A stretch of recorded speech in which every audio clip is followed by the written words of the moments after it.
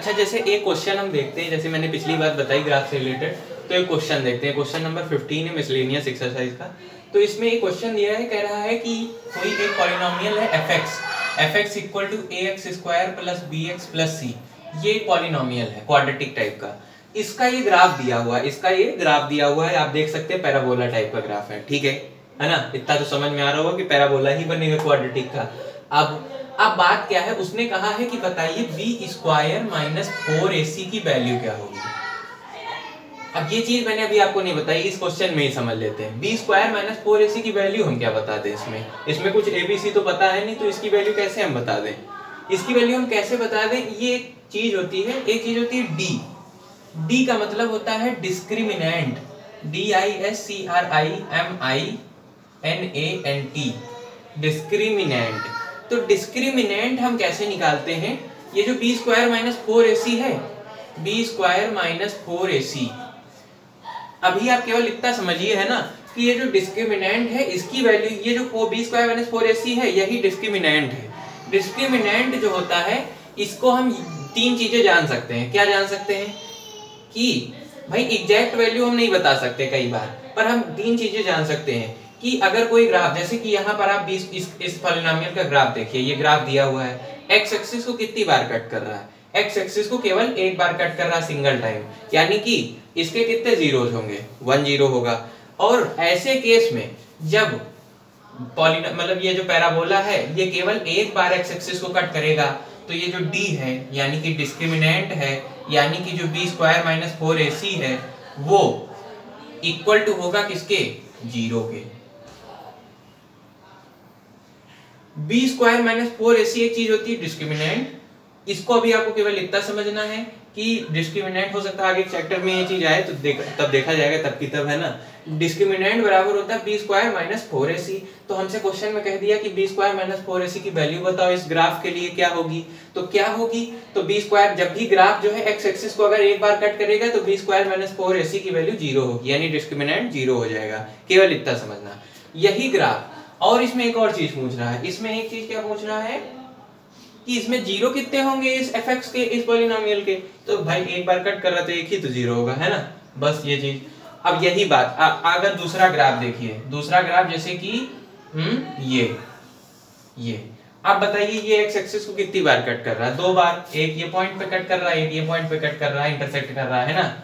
तो यहां पर कहते इस ग्राफ के लिए डिस्क्रिमिनेंट की वैल्यू, या इस पॉलिनोमियल के लिए कह सकते हैं ना, डिस्क्रिमिनेंट की वैल्यू क्या होगी, तो बी स्क्वायर माइनस 4ac जो कि डिस्क्रिमिनेंट होता है, जिसको हम डी से रिप्रेजेंट करते हैं, जब भी ग्राफ यानी ये जो पैराबोला है एक्स एक्सिस को 2 बार काटेगा, तो हम ये बता सकते हैं कि ये बी स्क्वायर माइनस 4ac हमेशा क्या होगा, ग्रेटर देन 0 होगा, ये बता सकते हैं भाई। यही आपको बताना अगर आपके पेपर में आता है कि बी स्क्वायर माइनस 4ac 0 से बड़ा होगा।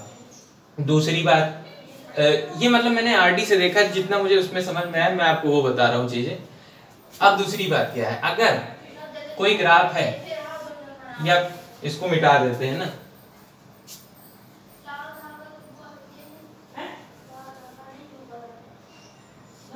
फिर से बना लेते हैं, थोड़ा सा रखो है ना।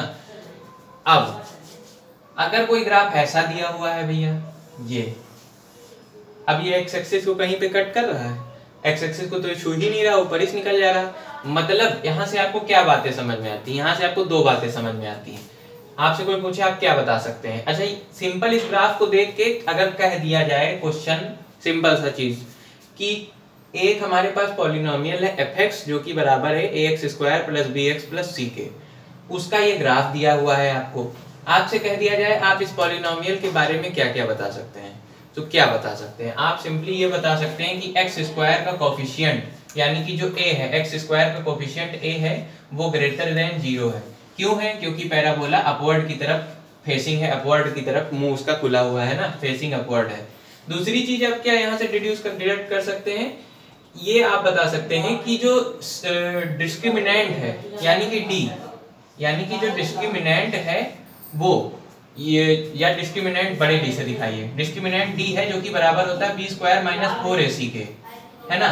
ये जो है ये हमारा लेस देन 0 होगा, लेस देन 0 क्यों, क्योंकि ये ग्राफ, ये पैराबोला एक्स एक्सिस को एक बार भी कट नहीं कर रहा है, इसलिए discriminant b square minus 4ac less than 0 होगा। ये बता सकते हैं। फिर क्या बता सकते हैं, आपसे ये भी पूछ लेता है कि c पॉजिटिव होगा, यानी कि ये जो कांस्टेंट होता है पॉलिनोमियल में, ये पॉजिटिव होगा कि निगेटिव होगा।